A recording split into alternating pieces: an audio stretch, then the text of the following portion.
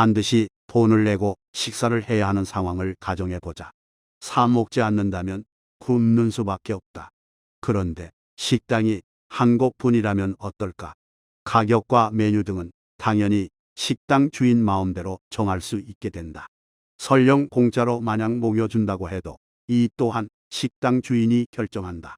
즉, 죽지 않기 위해서 배를 채워야만 하는 소비자로서는 어떤 선택지도 가질 수 없다는 뜻이다.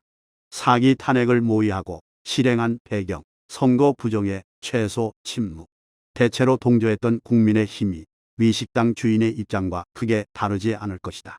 우리가 아니라면 좌파밖에 없다. 우리가 아무리 밉다 한들 너희들이 좌파를 찍을 것인가? 굶어 죽을 것인가? 와 같다. 아니나 다를까 역시나 온갖 억지 논리가 등장하기 시작했다. 대안, 차선, 차악을 들먹이며 문재인 정권의 폭주만큼은 막아야 한다고 말한다.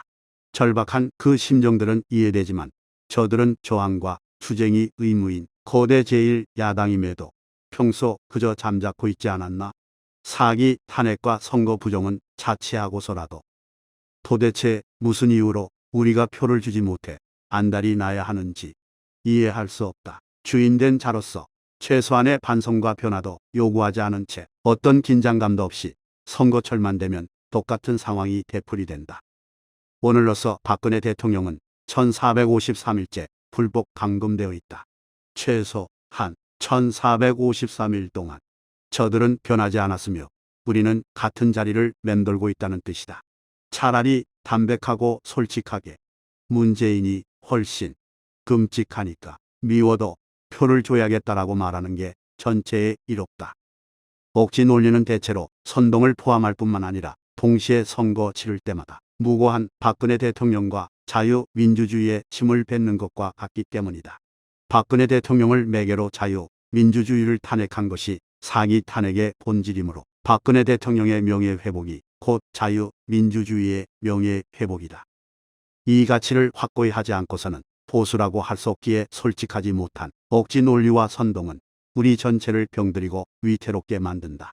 이런 억지 논리는 여러 가지 형태로 나타나는데 그중 하나가 특정인에 대한 일방적인 비호다.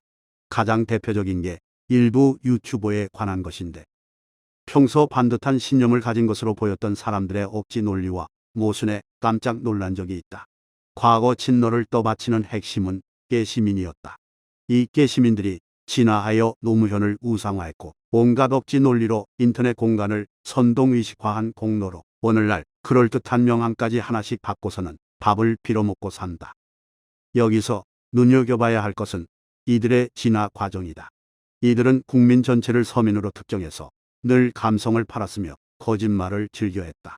반쪽짜리 보수 정권 9년을 버텨오며 이들이 내민 팩트라는 것은 이 아래 왜곡과 팔 아래 조작이었다. 그래서 이들은 항상 논리와 이성의 벽 앞에서 좌절해야 했는데 도대체 어떻게 진화에 성공한 걸까? 답은 바로 비양심과 억지 논리에 있다.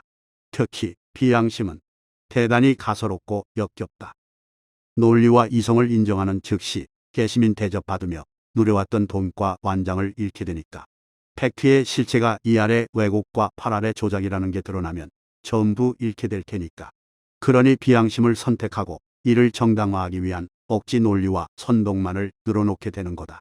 여기서 돈과 완장은 당사자의 성향에 따라 알량한 자존심 또는 가짜는 체면일 수도 있다. 오늘 이런 땀덩어리를 대깨문이라고 부르지 않나? 특정인을 일방적으로 비호하느라 틀림없이 말이 꼬이고 있는데도 그걸 아는지 모르는지 만약에 알고도 그런다면 대깨문과 다름없고 혹시라도 전혀 인지하지 못하고 있다면 사상과 이념에 문제가 있는 거라고 생각한다. 특정인을 구세주로 믿어서 주변의 지지 동참을 호소했다. 그러다 부자연스러운 실체를 접하게 되어 혼란스럽다면 이미 그 특정인은 구세주가 아닌 거다. 자신의 알량한 자존심과 한 줌도 되지 않는 가짜는 체면을 차리고자 억지 논리로 선동한다면 이게 과연 대깨문과 다르다고 할 수 있나? 꾸준히 쌓여온 말과 글은 지문보다 더욱 선명하게 자신을 나타낸다. 내게 양심이 있는가? 라고 물었을 때 주저없이 그렇다라고 답할 자신은 없다. 하지만 부끄러운 게 무엇인지 또 어떤 느낌인지는 잘 안다. 수치란 그 순간을 떠올릴 때마다 나 자신을 잡아 세우는 장애물과도 같다. 페이스북 하길 참 잘했다.